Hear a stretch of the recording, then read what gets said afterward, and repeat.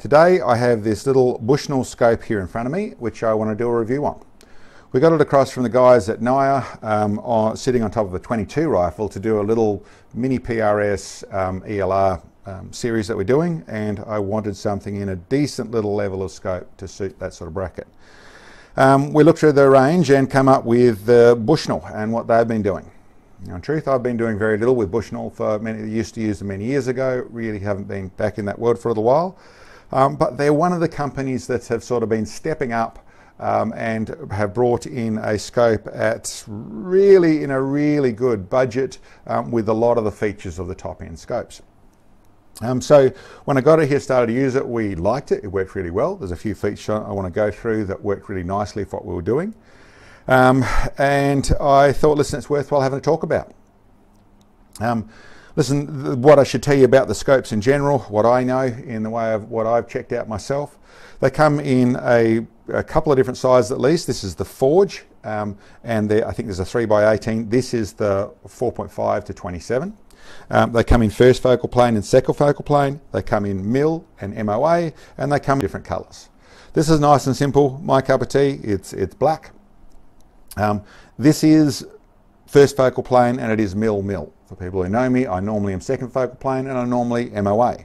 But for what this scope is designed at in the way of your PRS, your tactical style use, as well as hunting style, this is right on the money. It's what most people are going to want, and it works well for us as well. It has a Christmas tree reticle. I think it's the deploy mil reticle. I'll put an image on there, which is a nice little reticle, and coupled with the fact of really good level glass. It's multi-coated glass. I don't know the details on it, but it was really nice and sharp and clear to use. And I'll put some images on to try and demonstrate that. Keep in mind, trying to video through a scope is a terrible thing to try and do, and try and get the actual quality going on there. So this is just an idea. It is really decent level glass, so stuff that I would call I wouldn't ask for any better in the way of glass and the way it performed for me. And it was clear through all its ranges. That's right up at full power and back down at 4.5 power. It was still nice and clean from 4.5 to 27. The reticle is a decent sort of size. It's not too heavy in that full power side of things, and it's still usable, well, just usable down at the 4.5. I found that I was using it down to 10, and I was able to the power of 10 and using the whole Christmas tree reticle. But it gives you that choice of being able to zoom right in when you want the full power, and then right back out if you want bigger field of view for hunting and that sort of thing. And I suppose the one thing that means that the one feature it's a little bit down on, and compared to some of the bigger things that it's trying to fight with, is it's only got a 16 mil of internal elevation. So I think that's 55. I haven't done the maths properly, but it's up in somewhere between 50 and 60 in the minutes of angle internal elevation. So that's a little bit low for what I'd normally be using. But with a Christmas tree reticle like this, that gives you another 16 mil of elevation, means that is 30 mil, which is moving into I've forgotten exactly, 100 minutes of elevation you're able to get out of using this scope. You've got to come back in your power a little bit to use all that elevation, but it still made it quite functional. And we were able to use it quite easily shooting at the 26 mil, which is about the 80 minutes of elevation. This was very functional, worked really nicely. What should I say? The rest of the features to go with the scope. What's it got? It's got it's a nice little rubber tip on the on the eyepiece back here. It's got this fast focus, which is nice to use. It's nice and firm. You're not going to bunch it. You're not going to bump it, but it is nice and easy to adjust. And I found nice and easy to get nice crisp image on here. It's got a throw lever on. You can see poking up here for its power adjustment.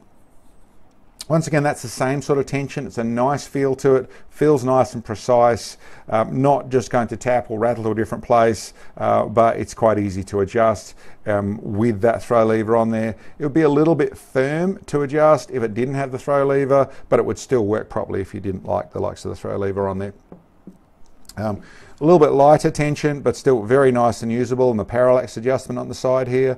It's got the measurements on the side there, which is a feature I prefer not to have. I'd rather just use it and make sure you're focusing properly and then check your parallax properly. But it's a nice feel to it, and it's nice and precisely marked, nice and clear. All of the engraving and writing on the scopes is really nice and bright and clear.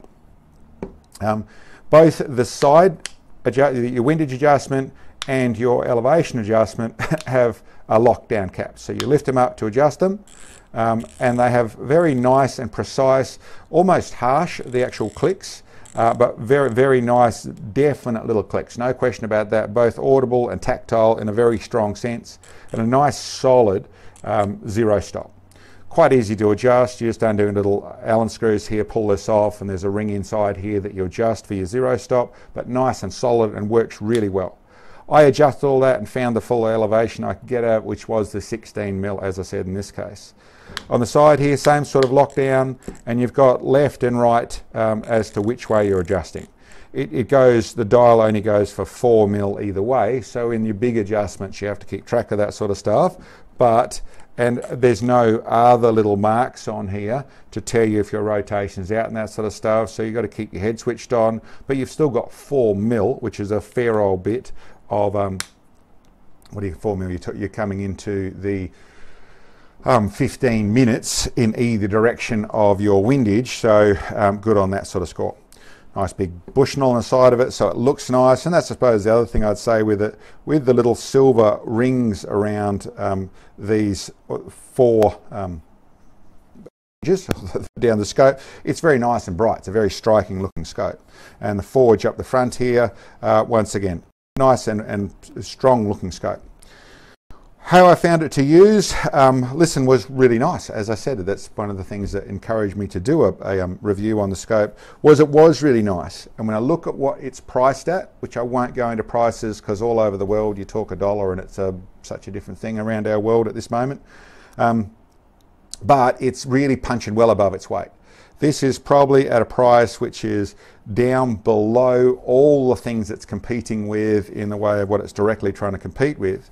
But the quality of the scope moves it into where it's actually punching, it's actually competing with a class above that. The only place it's short on would be in the amount of elevation, but with a reticle like that, it's it comes back into where it can do the job thoroughly. So honestly, I think to have this sort of scope on something, doing the likes of the PRS, doing likes of your normal long range shooting, and having something that is have that power spread where you've got that amount of adjustment, the 4.5 to 27, so you're talking 6 times power range in that sort of score. That means that you really do have something that can come right back and use in a hunting situation where you have a really good field of view. Your reticle being first focal plane is going to start to get a bit small, that place, but still functional the way it's set up. But being able to zoom right up to the 27 as well means, listen, it's a pretty flexible little scope, this one. I think that's probably about a list of what I can say with it. I think it's a definitely worthwhile scope. I'll have to look. They have their elite class that it's above this, which is a real step up on the way of price. Be interesting to see if it steps up in the way of features and its quality from this, because this is doing a really good job, like I said. So it's something that it was a pleasure to use. Thank you very much, the guys over at Naya, for sending us to have a look. And for those thinking about buying them, yes, it's got our tick of approval.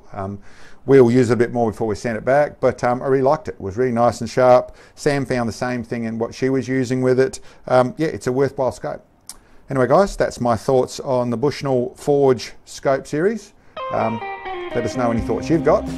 Thanks for checking in on us, and we'll catch you next time.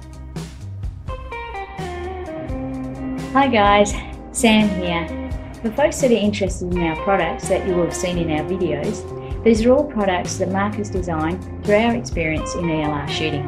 We manufacture them here ourselves. The likes of our adjustable bag bases, bag riders, bipod systems, muzzle brakes, shot data recording sets, and even our great fun little 22 long rifle target. These are all available in our web store, the links to which are below this video, along with our contact information.